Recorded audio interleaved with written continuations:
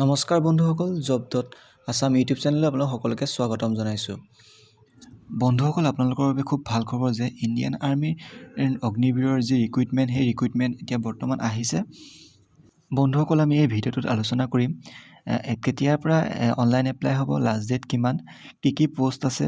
কোনখন ডিস্ট্ৰিক্টৰ ইন্টাৰভিউ ক'ত হ'ব আপুনি কোন কেইটা পদত এপ্লাই কৰিব পাৰিব আৰু কিমান বয়সলৈকে এপ্লাই কৰিব পাৰিব 16 ফেব্ৰুৱাৰীৰ পৰা আপোনালোকৰ অনলাইন এপ্লাই আৰম্ভণি হৈ গৈছে আৰু ইয়াৰ লাষ্ট ডেট হৈছে 15 মাৰ্চ আৰু ইয়াত আপোনালোকৰ এবাৰ প্ৰথম অনলাইন এক্সাম হ'ব আপোনালোকৰ 17 এপ্ৰিল 2023 ত বন্ধুসকল এইবাৰ পোষ্টসমূহ 5টা ভাগত ভাগ কৰা আছে সেইকেইটা হৈছে জেনেৰেল ডিউটি জিডি টেকনিক্যাল আৰু আছে আপোনালোকৰ ক্লাৰ্ক আৰু ষ্ট'ৰ কিপাৰ এটা আছে ট্ৰেডমেন 10 পাস আৰু এটা আছে ট্ৰেডমেন 8 পাস প্ৰথমে আহিছো আমি জিডি লৈ জিডি মানে জেনেৰেল ডিউটিত আপোনালোকৰ কি লাগিব প্ৰথমে বয়স লাগিব আপোনালোকৰ 17.5 পৰা 21 বছৰলৈকে আৰু আপোনালোকে মেট্ৰিক পাস কৰা হ'ব লাগিব মেট্ৰিক পাস কৰাৰ লগতে আপোনালোকৰ 45% থাকিব লাগিব আৰু প্ৰতিটো সাবজেক্টতে আপোনালোকৰ 33% থাকিব লাগিব প্ৰত্যেকটো সাবজেক্টতে আপোনালোকে 33 পাব লাগিব তাৰ পিছত আহিছো আমি টেকনিক্যাল লৈ টেকনিক্যালত আপোনালোকে হাই সেকেন্ডাৰী পাস কৰা হ'ব লাগিব আৰু সায়েন্সৰ হ'ব লাগিব লগতে আপোনালোকৰ ফিজিক্স কেমিষ্ট্ৰি মেথছ আৰু ইংলিছত আপোনালোকে 50% পোৱা হ'ব লাগিব আৰু প্ৰত্যেকটো সাবজেক্টতে মানে আপোনালোকৰ প্ৰত্যেকটো সাবজেক্টতে 40 পাব লাগিব বন্ধুসকল তাৰ পিছত আহিছো আমি ক্লাৰ্ক আৰু ষ্ট'ৰ কিপাৰ লৈ ক্লাৰ্ক আৰু ষ্ট'ৰ কিপাৰৰ বাবে আপোনালোকৰ বয়স বিচাৰিছে 17.5 পৰা 21 বছৰ বয়সলৈকে আৰু আপোনালোকে হাই সেকেন্ডাৰী পাস কৰা হ'ব লাগিব যিকোনো ষ্ট্ৰীমৰ পৰা হাই সেকেন্ডাৰী পাস কৰা হ'লে হ'ব আপোনালোকৰ পাৰ্চেন্টেজ হ'ব লাগিব 60 আৰু মিনিমাম আপোনালোকে প্ৰত্যেকটো সাবজেক্টত 50 পোৱা হ'ব লাগিব তাৰ পিছত আহিছো আমি অগ্নিবীৰ ট্ৰেডমেন 10 পাস আৰু ট্ৰেডমেন 8 পাস আপোনালোকে দুইটাৰ বাবে প্ৰত্যেকটো সাবজেক্টতে 33 নম্বৰকৈ পাব লাগিব প্ৰতিটো সাবজেক্টত আৰু ইয়াৰ বয়স দিয়া আছে আপোনালোকৰ 17.5 পৰা 21 বছৰ বয়সলৈকে বন্ধুসকল আপোনালোকৰ এই গুটেইকেইটা পোষ্টৰ কাৰণে টেকনিক্যালৰ বাহিৰে গুটেইকেইটা পোষ্টৰ কাৰণে হাইট লাগিব 160 টেকনিক্যালত লাগিব 157 বাকি গুটেইকেইটা পোষ্টৰ কাৰণে আপোনালোকৰ চেষ্ট লাগিব 77 আৰু 5 ইঞ্চি ফুলাব পাৰিব লাগিব বন্ধুসকল এইবাৰ কিছুমান এক্সট্ৰা নম্বৰ দিয়া হৈছে এই নম্বৰখিনি কোড কিমান আছে মই কৈ দিছো যদি আপোনাৰ দেউতা যদি এক্স আৰ্মি আছিল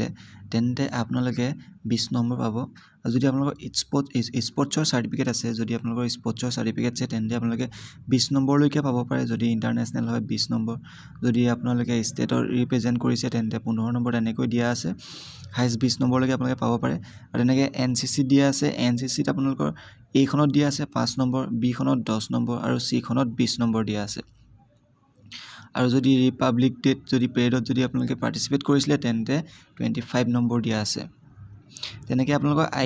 আইটিআই নম্বৰ দিয়া আছে মই আপোনালোকক নোটিফিকেশনটো আপোনালোকৰ ডেসক্ৰিপচনত লিংকটো দি দিম আপোনালোকে চাই ল'ব ক'ত কিমান নম্বৰ দিয়া আছে এতিয়া আহিছো বন্ধুসকল আপোনালোকৰ ইন্টাৰভিউ ক'ত হ'ব কোনখন ডিস্ট্ৰিক্টৰ ইন্টাৰভিউ ক'ত হ'ব আমি সেই বিষয়ে আলোচনা কৰিম অসমৰ 4টা জায়গাত ইন্টাৰভিউ হ'ব শিলং যোৰহাট শিলচৰ আৰু নাৰাংগী কোনখন ডিস্ট্ৰিক্টৰ ক'ত হ'ব ইন্টাৰভিউ আমি চাই লওঁ আহক বন্ধুসকল প্ৰথমে আমি নাৰাংগীত কোনখন ডিস্ট্ৰিক্টৰ ইন্টাৰভিউ হ'ব আমি প্ৰথমে চাই লৈছো Barpeta Kokrajhar Dhubri Bongaigaon Chirang Goalpara Kamrup rural Kamrup metro Baksa Nalbari Udalguri Darrang south সালমাৰা Mankachar Bajali আৰু তামুলপুৰ তাৰ পিছত আহিছো শিলচৰত কোনখন ডিস্ট্ৰিক্টৰ ইন্টাৰভিউ হ'ব শিলচৰত হ'ব আপোনালোকৰ হুজাই কাৰ্বি আংলং ৱেষ্ট কাৰ্বি আংলং কৰিমগঞ্জ কাছাৰ ডিমা হাছাও হাইলাকান্দি এইকেইখন ডিস্ট্ৰিক্টৰ আপোনালোকৰ শিলচৰত হ'ব ইন্টাৰভিউ শিলঙত ইন্টাৰভিউ হ'ব আপোনালোকৰ Morigaon district Nagaon district Sonitpur district Biswanath ডিস্ট্ৰিক্টৰ বাকি কেইখন ডিস্ট্ৰিক্ট যোৰহাট মাজুলী তিনিচুকীয়া ডিব্ৰুগড় গোলাঘাট শিৱসাগৰ চৰাইদেউ ধেমাজি লখিমপুৰ এইকেইখন ডিস্ট্ৰিক্টৰ ইন্টাৰভিউ যোৰহাটত হ'ব আজি ভিডিঅ'টো ইমানেই যদি কিবা জানিবলগীয়া থাকে তেন্তে মোক কমেন্ট বক্সত জনাব আৰু যদি ভিডিঅ'টো চাই ভাল পালে তেন্তে সাবস্ক্ৰাইব কৰিবলৈ নাপাহৰিব ধন্যবাদ